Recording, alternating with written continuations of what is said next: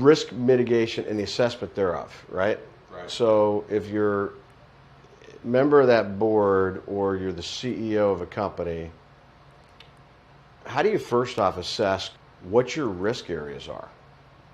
A lot of businesses these days have regulatory requirements or standards that must be upheld that, if not in compliance, result in hefty fines, financial penalties, or loss of business. Right. If you're not compliant, right? Correct.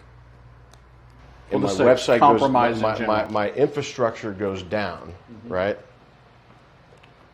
What's the business cost? Like, what's writing on it in terms of, is it going to affect your ability to continue to run your business? Is there business continuity in place? What's the cost of a data breach? Are there consequences of that? What's the cost of, because of those things, lost clients, lost revenue? Another thing I think about is, if I'm a company that does a lot of business online and my website goes down, what's the cost of lost revenue, lost opportunity? Grows into a much bigger picture discussion whenever you start talking about all these different aspects of it, right? So you've got compliance, that's very much a regulatory. You got PCI, HIPAA. Let's narrow the discussion right now just to talk about PCI, just because it's easier, right? So that's payment card industry certification or compliance, right? And that means that you're going to take all safeguards and measures to responsibly store or not store or withhold or hold consumers' information that if it leaks out could be potentially harmful to that end user or have some financial implication towards them, right? Right. So, in a PCI environment, you've probably got this is probably one of your major components of your business, right? This is your number one concern probably in that environment. Whereas data breach, right, card holder data, right, which could be associated with that. But certainly, if you fail to pass a compliance examination, then you lose your ability to do e-commerce, right? Whereas in the second, when you've got a data breach, now you have bad actors that have access to and are storing card holder data, right? So then you have, let's say loss of productivity is attached to that because now your team that is in charge of maintaining and keeping this infrastructure online is now in the mode of recovery, right? And all of this is down. So when you talk about the number of dollars that impact, it's just, it's a domino effect, right? And we've talked about this before when we talked about the effectiveness of onboarding employees. Yes. And how much of a financial impact that has on an organization just for loss of productivity or lack of productivity, if you will. Right. But either way, you're going to grind whatever business you have is going to grind to a halt in the event of a cyber incident. Right. Right. So we had compliance as number one. And would you put data protection as a separate category to compliance? Sure. Yeah, why not? Because one is the compliance standards that are, the compliance. These are organizationally enforced, right? It's, by a third it's party. the measure of whether or not you're quote unquote compliant, right? Yeah, so we'll say third party. And the other one is protection of your data, which is freaking massive today. Right. And on a couple counts. It's a corporate responsibility. Yep. It's also an end user responsibility. Yep. Right? Like if an end user is doing irresponsible things with your data, are you still liable for that as an organization? The answer is yes, right? But that's where you start to come and talk about controls that are put in place so that it prevents your users from doing things that wouldn't comply with whatever your governance or your governing body tells you have to do, right? So, I think you've got an opportunity here to say, corporate versus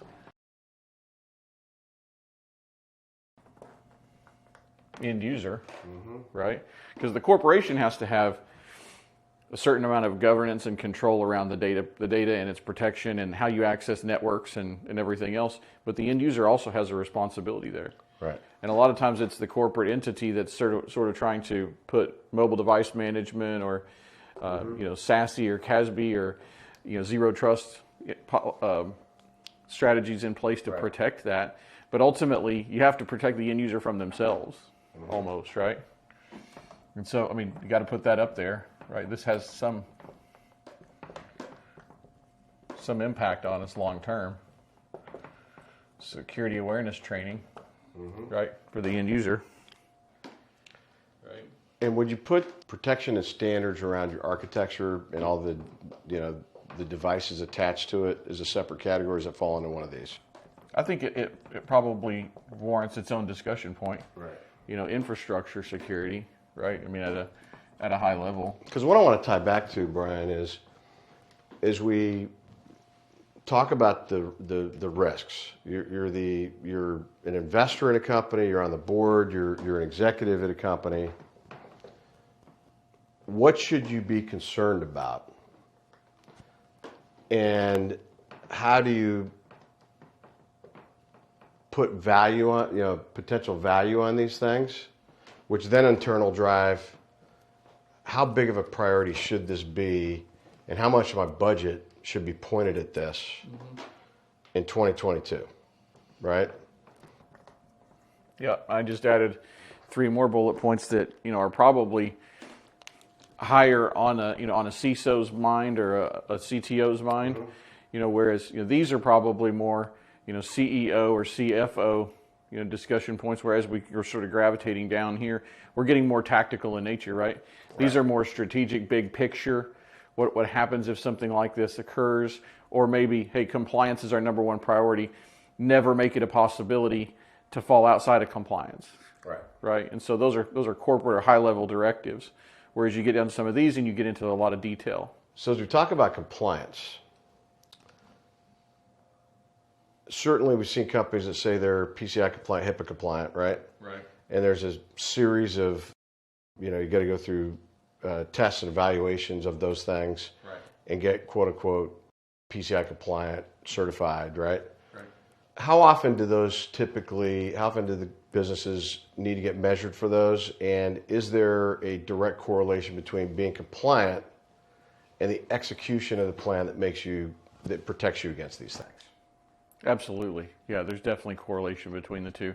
And a lot of times you have a compliancy guideline that sort of determines how the rest of this takes shape. Right. So if you're the CISO, combination CISO, CIO, you're PCI compliant, HIPAA compliant. Can the board rest at night knowing they're protected in all these other areas now? No, no. So these are going to the HIPAA, PCIs, high trusts, all of those. Those are really saying that you have a framework around how you implement the rest of this. The actual execution, the control, the audit, the measurement, all of those things have to be done at all these individual levels. And so the audit process will certainly make you aware if something's not happening in one of these areas.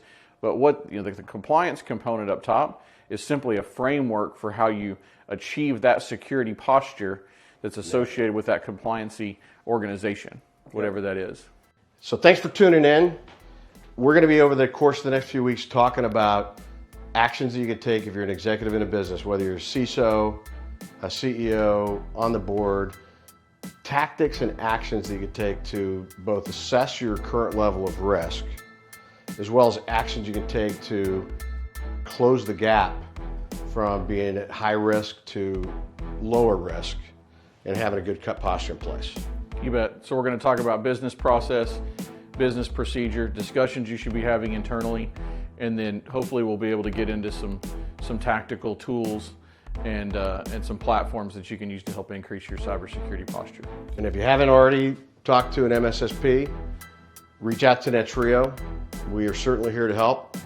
And we can also walk you through what are things you got to look for if you're needing help today and you want to enlist an MSSP. Objective things that you ought to be looking for, tools that you can use to help assess your current level of risk. Absolutely. So thanks for tuning in. Stay tuned for next week's Whiteboard Wednesday. Thanks. If you liked our episode today, click here to subscribe. And for other Netrio content, check out our channel.